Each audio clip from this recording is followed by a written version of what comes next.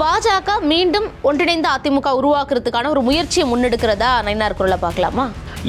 திமுகவுக்கு எதிரான வாக்குகள் சிதறக்கூடாது அப்படின்னா எல்லாரும் ஒன்றா இணையணும். அப்படி தான் அவங்க பாஜக திட்டமிடுது, அதுதான் விரும்புது. டிடிவி தினகரனும் ஓ பன்னீர்செல்வமும் எடப்பாடி பழனிசாமி இப்போ சீஃப் மினிஸ்டராக முதலமைச்சர் ஆகுவதற்கு நாங்கள் வேலை செய்வோம். இல்ல, அவங்க அதிமுக வேணாங்கிறாங்க. தாவேக்கான திமுக தான் ஆப்ஷனே, உங்களை நாங்கள் ஆப்ஷன்ல எடுத்துக்கலன்றாங்க. இது யாருக்காக வெயிட் பண்ணுறாங்க? நான் ஃபீல் பண்ணுறேன்னா விஜய்க்காக வெயிட் பண்ணுறாங்க. யார் வெயிட் பண்ணுறது? எல்லாருமே. ஆட்சியில் பங்கு கூடுதல் 117 இடங்கள் 107 இடங்கள் நினைக்கிறேன் போட்டியிடுவோன்னு சொன்னது யார்? கிரீஷ் சோடங்கர். அவர் யார்? ராகுலுக்கு நெருக்கமான. அவர் யார்? தேசிய அளவில் முக்கியஸ்தர். இந்த டிமாண்ட் என்பது, கோரிக்கை என்பது, வலியுறுத்தல் என்பது மாநில அளவில் இல்லை, தேசிய அளவிலே தான் வந்திருக்கு. பிரவீன் சக்கரவர்த்தி மாதிரியான ஒரு சில நபர்களுடைய தனிப்பட்ட கருத்து, அவங்களுக்கு இருக்கக்கூடிய ஆசையோட வெளிப்பாடுன்னு இதை பார்க்காம, இல்லை ராகுலுடைய ஆசீர்வாதத்தில் தான் இதெல்லாம் நடக்குது, ராகுலே கணக்கு போட்டுட்டாருன்னு அந்த அளவுக்கு யோசிக்கணுமா? வெளிப்படையாக சொல்லப்போனா ராகுல் காந்தி இதை பற்றி கண்டுக்கவே இல்லை. அப்போ ராகுல் திமுக கூட்டணி விரும்பலையா? எந்த வாய்ப்பும் கிடையாது. எனக்கு தெரிஞ்சு திமுக அதிமுக ரெண்டுமே அடிப்படையில் கூட்டணி ஆட்சி விரும்பாது. ரெண்டு கழகங்களுமே தாவேக்க தனித்து நின்றாலே அந்த குழப்பம் ஏற்படக்கூடிய சூழலை உருவாக்கிட முடியுமா விஜயால? தாவேக்காவுக்கு ஒரு கணிசமான இடமோ அல்லது மற்றவர்களுடைய வெற்றியை பாதிக்கிற அளவுக்கு இடங்கள் வந்தால் அப்போ நிலைமை மாறும். அப்போ தான் இந்த கூட்டணி இந்த பிரச்சனைகள்லாம் கூட வரும். தாவேக்காவையும் தன் பக்கம் இழுப்பதற்கான எல்லாம் இன்று வரையில் பாஜக விஜய் அதிகமாக விமர்சனம் பண்ணதில்லை. ஒருவேளை திமுக நாளைக்கு ஆட்சி அமைத்தாலும் கூட இந்த அளவுக்கு மகத்தான வெற்றிகள்லாம் கிடைக்கிறது வாய்ப்பில்லை. கூட்டணி கட்சிகள் மட்டுமில்லை, இந்த மாதிரியான சிக்கல்கள். அப்போது பலவீனமாக திமுக இருக்கிற பட்சத்தில் நாம் கூடுதல் இடங்களை கேட்கலாம், அமைச்சரவையில் ஆட்சியில் பங்கு கேட்கலாம். இதுதான் கணக்கு. ஒரே தமிழ் நேயர்களுக்கு வணக்கம். இன்றைய நிகழ்ச்சியில் நம்முடன் இணைந்திருப்பவர் மூத்த பத்திரிகையாளர் திரு பாகி அவர்கள். சார்கிட்ட கேட்க நிறைய கேள்விகளும் சந்தேகங்களும் இருக்கு, பேசுவோம். வணக்கம். வணக்கம் அக்ஷயா. அதிமுக மாவட்ட செயலாளர்கள் கூட்டம் சமீபத்தில் நடந்தது. இதற்கு முன்பு பியூஷ் கோயல் தமிழக வருகையப்போ ஓபிஎஸ் டிடிவி தினகரன் அவர்களை கூட்டணியில் சேர்த்துக்கலாம் அப்படிங்கிற மாதிரி ஒரு இசைவு தெரிவிச்சிருக்கிறார் எடப்பாடி பழனிசாமி அப்படின்னு சொல்லப்பட்டது. ஆனால் இந்த மாவட்ட செயலாளர்கள் கூட்டத்திலையும் மீண்டும் அந்த குரல்கள் எழுப்பப்பட்டதாகவும், நம்ம கூட்டணி எப்படியாவது வலுப்பெறணும் அப்படின்னு சொன்னதாகவும், அங்கே இணைப்புக்கான ஒரு பேச்சுவார்த்தை நடந்ததாக சொல்கிறாங்க. பாஜக தமிழக மாநில தலைவர் நயினா நாகேந்திரன் கிட்ட கேட்குறப்போ எடப்பாடி பழனிசாமியும் ஓ பன்னீர்செல்வமும் இணையணும் அப்படின்னு சொல்கிறார். அது எப்படி மீண்டும் அவங்க ரெண்டு பேரும் இணைக்கணும் அப்படிங்கிறப்போ இந்த குரல் அப்படிங்கிற தனிநபரின் குரலாக எடுத்துக்க முடியாது, மாநில தலைவராக இருக்காருங்கிறப்போ. அப்போ பாஜக மீண்டும் ஒன்றிணைந்த அதிமுக உருவாக்குறதுக்கான ஒரு முயற்சியை முன்னெடுக்கிறதா நயினார் குரலை பார்க்கலாமா? பாஜகவுக்கு அந்த விருப்பம் இருக்குன்றதை நம்ம மறுக்க முடியாது. அமித்ஷா அந்த பாஜக அதிமுக இணைந்த கூட்டணி தேசிய ஜனநாயக கூட்டணி உருவான போது அதை அறிவித்தார் இல்லையா? அப்போவே கூட உள்கட்சி விவகாரத்தில் தலையிட மாட்டோம்னு தான் சொன்னாங்க. ஆனால் அவங்களுக்கு விருப்பம் இருக்கா இல்லையானா விருப்பம் இருக்குது. எல்லாரும் அது சிம்பிள், ஒரு பெரிய லாஜிக்கெல்லாம் ஒன்றும் இல்லை. திமுகவுக்கு எதிரான வாக்குகள் சிதறக்கூடாது அப்படின்னா எல்லாரும் ஒன்றா இணையணும். அப்படி தான் அவங்க பாஜக திட்டமிடுது, அதுதான் விரும்புது. ஆனால் எடப்பாடி பழனிசாமி சில விஷயங்களில் உறுதியாக இருக்கார். அந்த உறுதியை நம்ம ஏற்றுக்கிறோம். ஏன்னா அவர் சில விஷயங்களில் கிளாரிட்டி இருக்குது அப்படிங்கிறது தான். இது 2021 சட்டப்பேரவை தேர்தலும் போதே சசிகலாவை சேர்த்துக்க, அப்போ ஓபிஎஸ் அவங்களோட இருந்தாங்க. ஓபிஎஸ் எடப்பாடி ஒன்றா தான் இருந்தாங்க. அந்த சமயத்தில் டிடிவி தினகரன் சசிகலாவை சேர்த்துக்குங்கன்னு இதே அமித்ஷா சொல்லும்போது முடியாதுன்னு மறுத்தார். தனியாக தான் அவங்க எல்லாமே தான் போட்டிட்டாங்க. அதனால் சில இடங்களில் வாக்கு வித்தியாசங்கள் பாதிப்புன்னு சொல்கிறாங்க. அந்த விவரத்தில் அதை வச்சுட்டு நம்ம கனெக்ட் பண்ண முடியும். ஏன்னா ரெண்டு பேர் சேர்ந்தாலும் இதே வாக்கு வருமானதுலாம் நமக்கு தெரியாது. இப்போ மக்கள் நீதி மையம் தனித்து போட்டிட்டு ஒரு கணிசமான சதவீதம் பெறுது. ஆனால் திமுகவோட இணைஞ்சு இப்போ தேர்தலை சந்திச்சில்ல, மக்களவை தேர்தலில், அப்போ எந்த அளவுக்கு பாதிப்பு ஏற்பட்டது தெரியாது நமக்கு. அதை வச்சு சொல்ல முடியாது. அது டிபேட்டெல்லாம் விட்டோம். அந்த விவாதத்தை ஒதுக்கிட்டு நாம் என்ன பார்த்தோம்னா, எதிர்கட்சி எதிரே அணியில் இருக்கிற எல்லா கட்சிகளுக்குமே திமுக ஆட்சியை அகற்ற வேண்டும் என்கிற ஒரே குறிக்கோள் இருக்குது. ஒரு குறிக்கோளில் எல்லாம் ஒன்றா இருக்காங்க, சிதறக்கூடாது அப்படிங்கிறது தான் பாஜகவோட நோக்கம். அதை தான் பாஜகவோட நோக்கத்தை தான் நயினா நாகேந்திரன் பிரதிபலிக்கிறார். எடப்பாடி உறுதியாக இருக்கார். ஓபிஎஸ் டிடிவி தினகரன் விஷயத்தில் கூட நாளைக்கு ஒரு கூட்டணி பேச்சுவார்த்தை இதெல்லாம் நம்பர் ஆஃப் சீட்ஸு இடங்களின் எண்ணிக்கையெல்லாம் பற்றி விவாதம் வந்தால் பாஜகவுக்கு கணிசமான இடங்களை ஒதுக்கிட்டு அந்த ஒதுக்கீட்டில் உள் ஒதுக்கீடு மாதிரி நீங்கள் கொடுத்துக்கலாம். தனி கட்சி மற்ற வச்சிருக்காரு. கட்சி கொடுக்க சொல்லுவாங்க. ஆனால் ஓபிஎஸ்ஸை அவர் அதிமுக சேர்க்கறதுக்கு எந்த வாய்ப்பும் கிடையாது. ஓபிஎஸ்ஐ பன்னீர்செல்வத்தை கட்சியிலிருந்து அதிமுக நீக்கி விட்டது.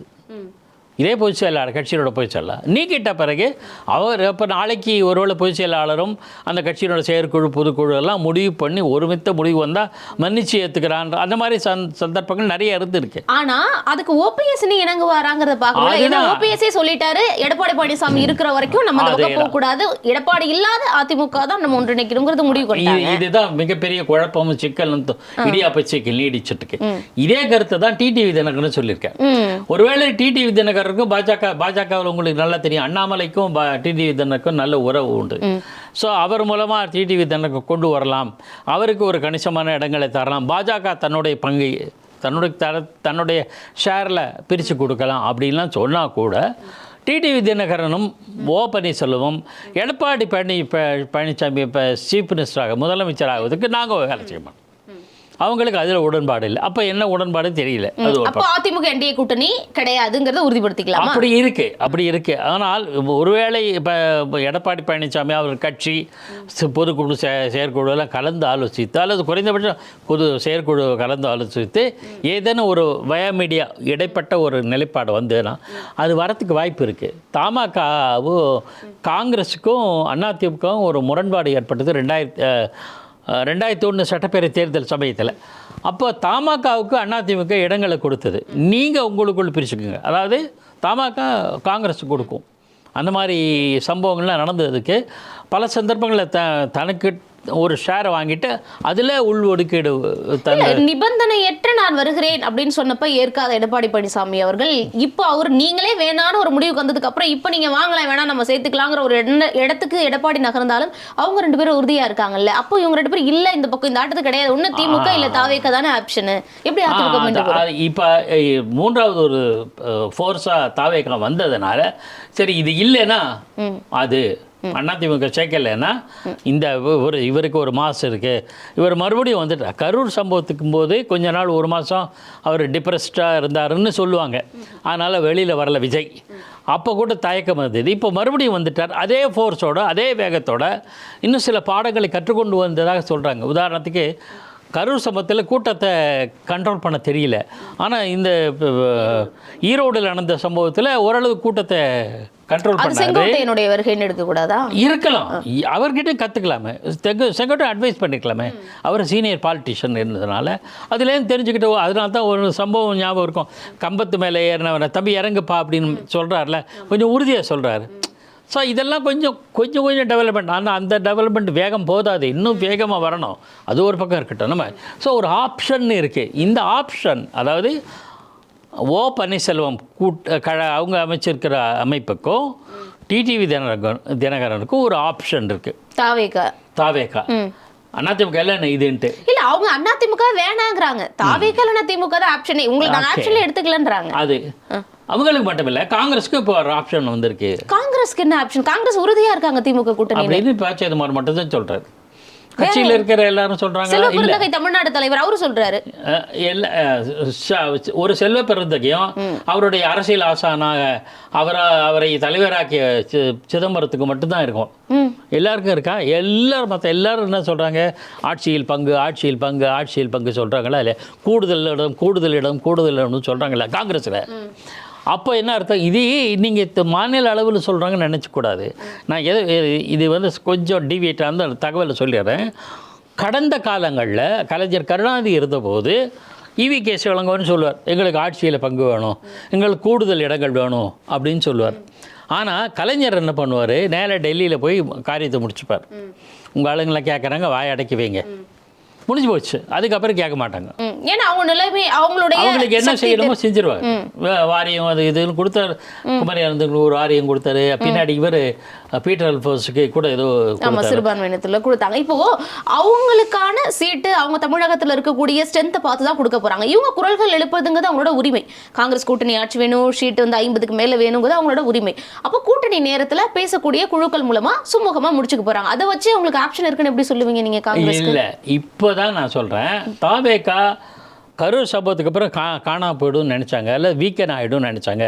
அதுக்கு பிறகும் கொஞ்சம் ஆக்டிவாக வர ஆரம்பிச்சிட்டா. ஜனநாயகம் படமும் முடிஞ்சாச்சு, ரிலீஸ் ஆக போகுது. இனிமேல் வந்து ஆக்டிவாக களத்தில் இறங்குவார். அவருக்கு ஏற்ற மாதிரி மெல்ல மெல்ல அரசியல் அனுபவங்கள் நிறைந்த செங்கோட்டையன், நாஞ்சில் சம்பத் மாதிரியான ஆட்கள் வர்றாங்க. ஸோ அரசியல் புரிதல் கொஞ்சம் கூடுதலாக இருக்கும், அட்வைஸ் இருக்கும். இந்த கணக்கில் பார்த்தா ஓரளவு தாவக ஃபோர்ஸ் நாளைக்கு இப்போவே சொல்ல ஆரம்பிச்சிட்டாங்க. இதை விட இந்த இவ்வளோ ஆப்ஷன் இருக்கிறதுனால காங்கிரஸுக்கும் ஒரு ஆப்ஷன் இருக்கு. பிரவீன் சக்கரவர்த்தி போட்ட ட்வீட் உங்களுக்கு தெரியும். அதற்கு காங்கிரஸ்க்குள்ளேயே எந்த அதற்கு அதிருப்திகள் எதிர்ப்புகள் வந்துங்கிறது தெரியும். மேலிடத்துல கம்ப்ளைண்ட் பண்ணியிருக்கேன் அப்படிங்கிற அளவுக்கு சொன்னார். நீங்க என்ன இன்னொரு மாற்று பிரிவா இன்னொரு காங்கிரஸ் நடக்குதா, இன்னொரு தலைவரா அப்படிங்கிற அளவுக்கு எதிர்ப்பு தெரிவிச்சாரு செல்வ பெருந்தகை. இதுக்கு ராகுல் காந்தி என்ன ரியாக்ட் பண்ணியிருக்காரு பார்த்துக்கலாம் தான் சொல்லிருக்காரு. திமுகவினரே போய் புகார் சொல்றாங்க, வாழைக்கு எப்படி பண்றாங்க இந்த மாதிரி புகார் சொல்றதாக திமுக சார்பிலே தான் போயிருக்குன்னு சொல்றாங்க டெல்லியில இருக்கிற திமுகவினர். அதுக்கு ராகுல் காந்தி என்ன ரியாக்ட் பண்ணிருக்கு? ஓ கண்டிப்பா செய்வேன். கடந்த காலங்களில் நான் என்ன சொல்ல வந்தேன்னா, கடந்த காலங்களில் கீழே மாநில அளவில் பேசிப்பாங்க, தேசிய அளவில் சரி கட்டிடுவாங்க. அதே ஆனால் இந்த முறை ஆட்சியில் பங்கு கூடுதல் 117 இடங்கள் 107 இடங்கள் நினைக்கிறேன் போட்டியிடுவோன்னு சொன்னது யார்? கிரீஷ் சோடங்கர். அவர் யார்? ராகுலுக்கு நெருக்கமான அவர் யார்? தேசிய அளவில் முக்கியஸ்தர். ஸோ இந்த டிமாண்ட் என்பது, கோரிக்கை என்பது, வலியுறுத்தல் என்பது மாநில அளவில் இல்லை, தேசிய அளவிலே தான் வந்திருக்கு. ஸோ தேசிய அளவிலோட ஆசீர்வாதம், தேசிய தலைமையின் ஆசீர்வாதம். வெளிப்படையாக சொல்லப்போனால் ராகுல் காந்தி இதை பற்றி கண்டுக்கவே இல்லை. அப்போ ராகுல் திமுக கூட்டணி விரும்பலையா? விரும்பலை இல்லை, பார்ப்போம், லெட் அஸ் வெயிட். மாற்று ஒரு ஆப்ஷன் இருக்கு அப்படின்னு காத்துட்டு இருக்காங்க. அப்ப லாக் பண்ண வேணாம் திமுக கூட்டணிங்கறத நீங்க கொஞ்சம் இழுபறிலே இருக்கட்டும்னு நினைக்கிறாரா? இப்படியே இருக்கட்டும், கடைசிகள் நம்ம கேட்கறதுக்கு வர்றாங்களான்னு பார்ப்போம், வரலனா மாறிடுவோம்ன்றாங்களா? அந்த எண்ணத்துல தான் அவங்க தெளிவா இருக்காங்க. ஆனா அவரு நமக்கு தெரியும் கடந்த காலங்களில் திமுக காங்கிரஸ் நட்பு எப்படி இருந்தது. தன்னுடைய ஒரு பிரதர்னு நான் சொல்ற அரசியல்வாதி இதுதான் இவரு தான் ஸ்டாலினை குறிப்பிட்டதா இருக்கட்டும், காங்கிரஸ் வந்து ராகுல பிரதமர் வேட்பாளர்னு மு.க. ஸ்டாலின் அவர்கள் வந்து முன்னிறுத்தினதா இருக்கட்டும், இப்படி உங்களுக்கு இடைப்பட்ட நட்புங்கிறத நம்ம தொடர்ந்து பார்த்துக்கிட்டே இருக்கோம். பிரவீன் சக்கரவர்த்தி மாதிரியான ஒரு சில நபர்களுடைய தனிப்பட்ட கருத்து, அவங்களுக்கு இருக்கக்கூடிய ஆசையோட வெளிப்பாடுன்னு இதை பார்க்காம, இல்ல ராகுலுடைய ஆசீர்வாதத்தில் தான் இதெல்லாம் நடக்குது, ராகுலே கணக்கு போட்டுட்டாருன்னு அந்த அளவுக்கு யோசிக்கணுமா? ரெண்டு விஷயம் சொல்றோம். ஒன்று, பிரவீன் சக்கரவர்த்தி, கிரீஷ் சோடங்கர் போன்றவர்களாம் தேசிய அளவிலான தலைவர்கள், தமிழ் மாநில பார்வையாளர். ஸோ ஸ்டேட் லீடர்ஸ் இல்லை. ஒன்று. ரெண்டாவது, அவங்களாம் ரியாக்ட் பண்ணி பரபரப்பாக பேசப்படுகிற போது நேஷனல் ஊடகங்களில் கூட, தேசிய ஊடகங்களில் கூட இது பிரதிபலிக்கிறது. ஆனால் ராகுல் காந்தி, சோனியா காந்தி இது குறித்து எந்த கருத்து தெரிவிக்கல. ஒழுங்கு நடவடிக்கைக்கு ஒரு குழு இருக்கும்ல எல்லா கட்சியிலையும், அவங்க செய்யலையே. சாதாரண குலாம் நபி ஆசாத் கமெண்ட்டுக்கோ, மணிசங்கர் மற்ற அது போன்ற பல தலைவரோட கமெண்ட்டுக்கோ, ஏன் சிந்தியா ஃபேமிலி அவங்களுக்கு எல்லாமே எதிர்ப்பு உடனே டக்குன்னு நடவடிக்கை எடுத்த காங்கிரஸ் மேலிடம் ஏன் இந்த விஷயத்தில் இன்னும் மௌனம் சாதிக்கிறாங்க? காத்திருக்காங்க. டைம், பையிங் டைம்னு ஆங்கிலத்தில் சொல்லுவாங்க, வெயிட் பண்ணி பார்க்கலாம் அப்படிங்கிறது. இது ஒன்று. ஆனால் நான் என்ன சொல்கிறேன், இருந்தாலும் காங்கிரஸை நம்பவும் முடியாது. கடைசியில் பேரத்துக்காக கூடுதல் இடங்கள், ஆட்சியில் பங்கு போன்றவை ஒருவேளை இப்போ திமுக மீதான அதிருப்தி நாளுக்கு நாள் அதிகரித்து வருது, மாற்றுக்கிறதே கிடையாது. ஆனால் திமுகவுக்கு எதிரான அணிகளினுடைய ஒற்றுமை இன்மை அதனோட பலம், மாற்று தரப்பினுடைய ஒற்றுமையின்மை திமுகவோட பலம், உங்களோட பலகீனம் உங்களுக்கு பலமா இருக்கு. அதனால போதிய இடங்கள் கிடைப்பதற்கான சான்சஸ் மிக குறைவு. ஒருவேளை திமுக நாளைக்கு ஆட்சி அமைத்தாலும் கூட இந்த அளவுக்கு மகத்தான வெற்றிகள்லாம் கிடைக்கிறது வாய்ப்பில்லை. கூட்டணி கட்சிகள் மட்டுமல்ல, இந்த மாதிரியான சிக்கல்கள். அப்போது பலவீனமாக திமுக இருக்கிற பட்சத்தில் நாம் கூடுதல் இடங்களை கேட்கலாம், அமைச்சரவையில் ஆட்சியில் பங்கு கேட்கலாம். இதுதான் கணக்கு. இல்லை, நீங்கள் காங்கிரஸ்க்கு இந்த கணக்கு சொல்கிறீங்க. ஆனால் இப்போ வரைக்கும் கூட்டணியை உறுதிப்படுத்தாத பாமகவாக இருக்கட்டும், தேமுதிகவாக இருக்கட்டும், டிடிவி தினகரனாக இருக்கட்டும், இவங்களும் நிச்சயமாக தமிழ்நாட்டில் ஆட்சியிலும் அதிகாரத்திலும் பங்கு அப்படிங்கிறது ஒரு கூட்டணி அமைச்சரவை தான் அமையுங்கிறாங்களே. இந்த குரல்கள் யாரை நோக்கிய ஒரு நம்பிக்கையின் குரலாக நம்ம பார்க்குறது? அப்போ இல்லை, இதில் தேமுதிக அவங்களுக்கு யார் கூட இடம் தர்றாங்க, அவங்களுடைய மாநிலங்களவை உறுப்பினரில் ஒரு கண் வச்சிருக்காங்க. அந்த அடிப்படை தேவைகள் நிறைவேற்றிட்டா யாரோடையும் கூட்டு சேருவாங்க. அப்ப மாநிலங்களவையை பூர்த்தி செய்யக்கூடிய சக்தி இருக்கிறது இரண்டு கட்சிகள், திமுக அதிமுக. கூட்டணி ஆட்சிக்கு சம்மதிக்க போறது கிடையாது. அப்புறம் எப்படி இந்த குரல் வருது? கூட்டணி ஆட்சி என்பதெல்லாம் பேரம் தான். எனக்கு தெரிஞ்சு திமுக அதிமுக ரெண்டுமே அடிப்படையில் கூட்டணி ஆட்சியை விரும்பாது. ரெண்டு கழகங்களுமே, ரெண்டுமே திராவிட இயக்கங்கள் தான், ரெண்டுமே கழகங்கள் தான். ரெண்டு கட்சிகளுமே கூட்டணி ஆட்சியை விரும்பாது. ஏதேனும் ஒரு மிராக்கிள்னு சொல்லலை, ஏதாவது ஒரு எதிர்பாராத ஒரு சம்பவம் நடந்தால் ஒரு திமுகவுக்கு 80 சீட்டு அப்படின்னு அவ்வளோதான் வெற்றி அடைஞ்சாங்க. இல்லை அதிமுகவுக்கு 80 சீட்டுன்றதா ஆட்சி அமைத்தே ஆக வேண்டும். சட்டப்பேரவை அமைஞ்சா இது வாய்ப்பு இருக்குங்க. இது இஃப் பட்டு தான். இன்று வரையில் 1900 எனக்கு நிறைய தெரிஞ்சு ஒரு 60-70 ஆண்டுகளாக இந்த மாதிரி கூட்டணி ஆட்சி தமிழ்நாட்டில் நடந்ததில்லை. ராஜாஜி காலத்தில் நடந்தது. அப்போ ஒருங்கிணைந்த தமிழ்நாடு, ஆந்திராலாம் சேர்ந்தது. அப்போல்லாம் காமன்வெல்த் பல கட்சிகளை ஒருங்கிணைந்து ஆட்சியை தக்க வைத்தார். அதுக்கு தமிழ்நாடு தனியாக வரையறுக்கப்பட்ட பிறகு கூட்டணி ஆட்சி இருந்ததே இல்லையே. அப்போ இவங்க குரல்கள் எல்லாமே ஒரு பேரத்திற்கான அதிகப்படுத்துறதுக்கான ஒரு குரல் தான். அப்படித்தான் இன்று வரையில். நாளை தேர்தல் முடிவு எப்படி ஆகுறதுன்னு பார்க்கலாம். அப்படி ஒரு சூழல் அமைந்தால் வேற வழியே இல்லை. ஏன்னா அது திமுக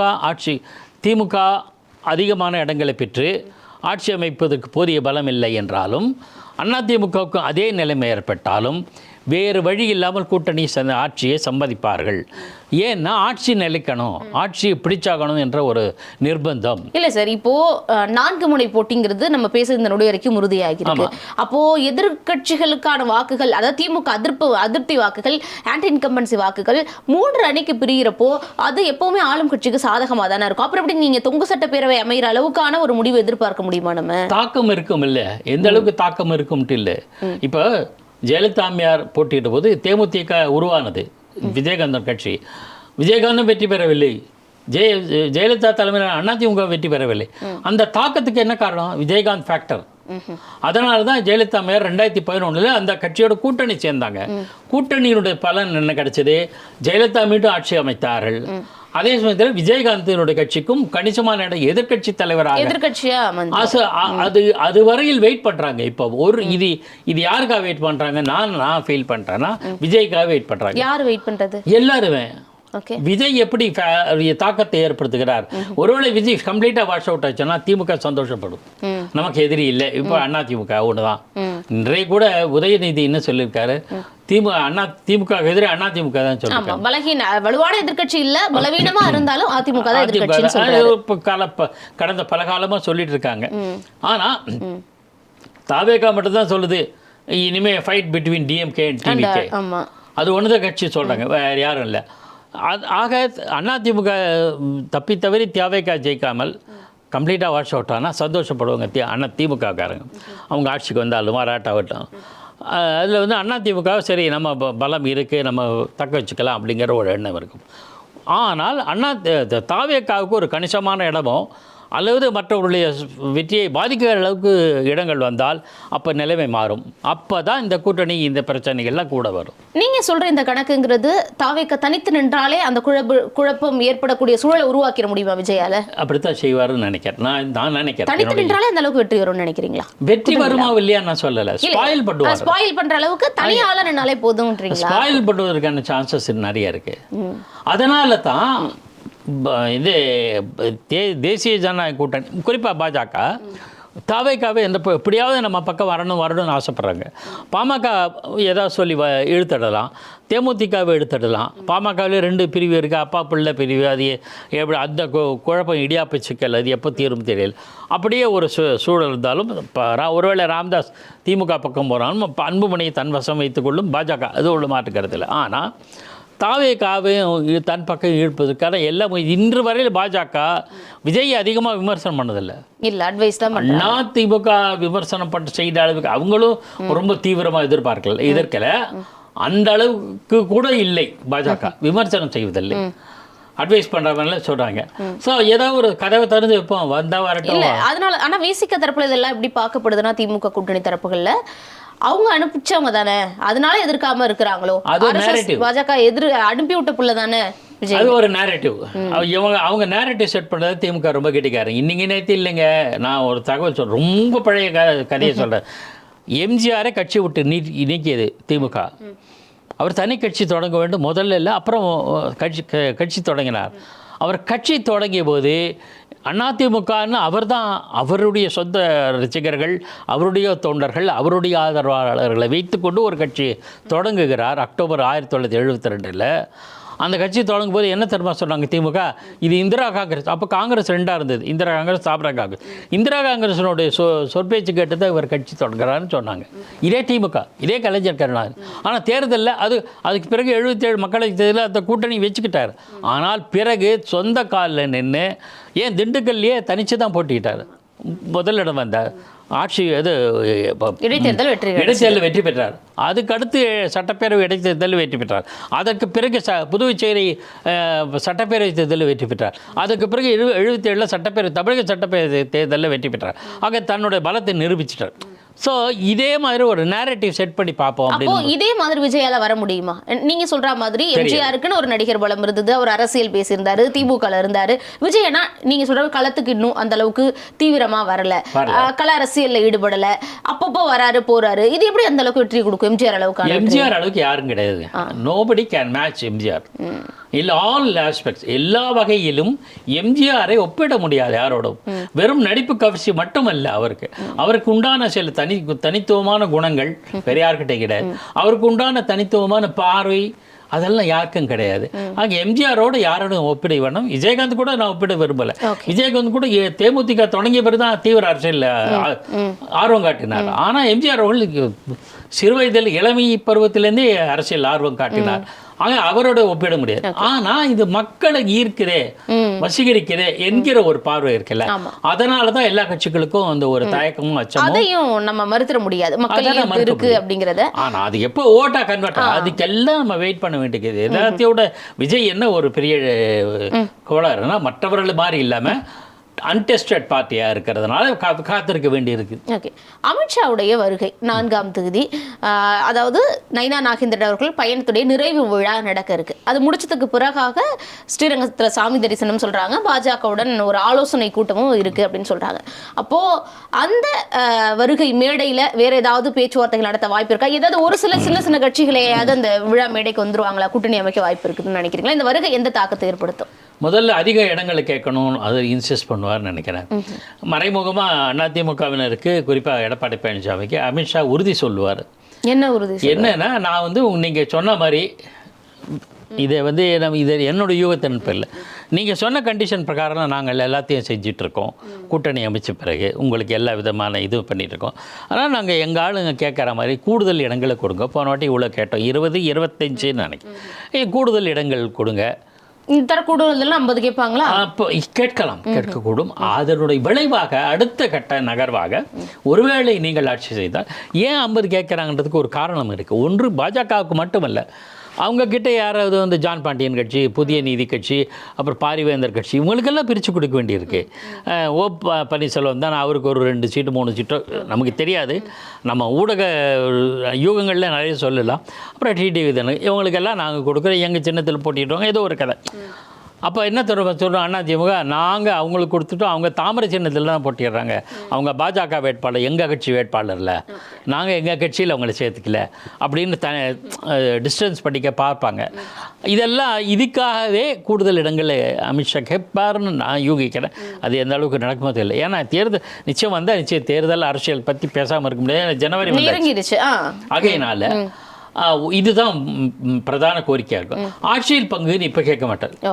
நான் என்ன கருதுறேன், தொடர்ந்து பேசுறாரு எல்லா ஊடகங்கள்லையும், ஆங்கில ஊடகங்களை பேசுறது ஆட்சியில் பங்கு அதிகாரத்தில் பங்குன்னு தான் சொல்றாரு. இல்லை, என்டி ஆட்சி அவர் பேசுனது இங்க பேசுனதெல்லாம் இங்க பேசுனது அப்படி இருக்கு. மத்த என்டி ஆட்சியில் பேசினார். கூட்டணி அவர் கூட்டணி அமைச்சரை பற்றி கிளாரிட்டி எனக்கு தெரிஞ்சு இல்லை. ஆனால் அவங்களுக்கு அந்த ஆசை இருக்கான இருக்கு, இல்லைன்னா சொல்ல முடியாது. அது தேர்தல் முடிவு வரட்டும், அப்போ நம்ம டிமாண்ட் பண்ணலாம் அப்படின்னு இருக்கலாம். ஆனால் இப்போது அவங்களோட எய்ம் கொஞ்சம் கூடுதலான இடங்கள் கேட்கணும் என்பது பார்வையாக இருக்கலாம்னு நான் நினைக்கிறேன். அதை ஒட்டி தான் அவர் வராரு. ரெண்டாவது, இன்னொரு தகவல், நேற்றைய தினம் 2 நாட்களுக்கு முன்பு எடப்பாடியார் தலைமையிலான அதிமுக மாவட்ட செயலர் கூட்டத்தில் ஒரு தகவல் பரிமாறப்பட்டதாக தெரிய வருகிறது. உறுதி செய்யலை, அவர் யாரும் சொல்லலை, அதிகாரப்பூர்வமாக யாரும் சொல்லலை. என்னன்னா, பல மாவட்டங்களில் பல இடங்களில் பாஜக அதிமுக உறவு பற்றி மக்களுக்கு எடுத்து செல்லலை என்கிற ஒரு ஆதங்கமும் வருத்தமும் அவருக்கு எடப்பாடி இருந்ததாகவும், இன்னும் தீவிரமாக களப்பணியாற்றணும், குறிப்பாக பூத் கமிட்டியெல்லாம் ஆக்டிவாக வேலை செய்யணும். ஏன்னா அது வந்து எப்போ ஏற்றுனா திமுக காரங்க எஸ்ஐஆரை எதிர்த்தாங்க. ஆனால் எஸ்ஐஆர் வந்த உடனே ஃபஸ்ட்டு நின்று வேலை செஞ்சவங்க தான்.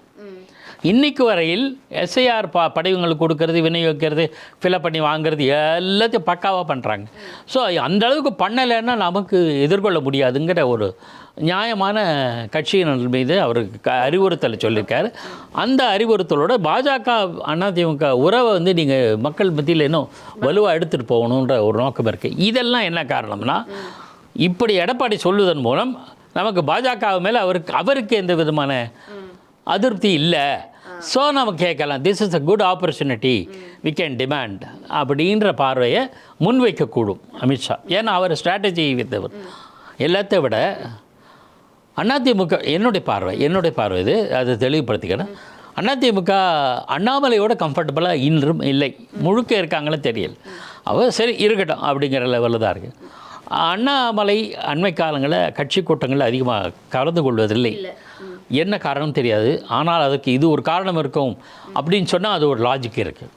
அது சரியானு தெரியாது, அப்படி சொல்கிறதுல லாஜிக் இருக்குது. ஸோ இதெல்லாம் வந்து அதிமுகவை திருப்தி செய்வதற்காக பாஜக செய்கிற உத்தி அணுகுமுறை என்று நான் கருதுகிறேன்.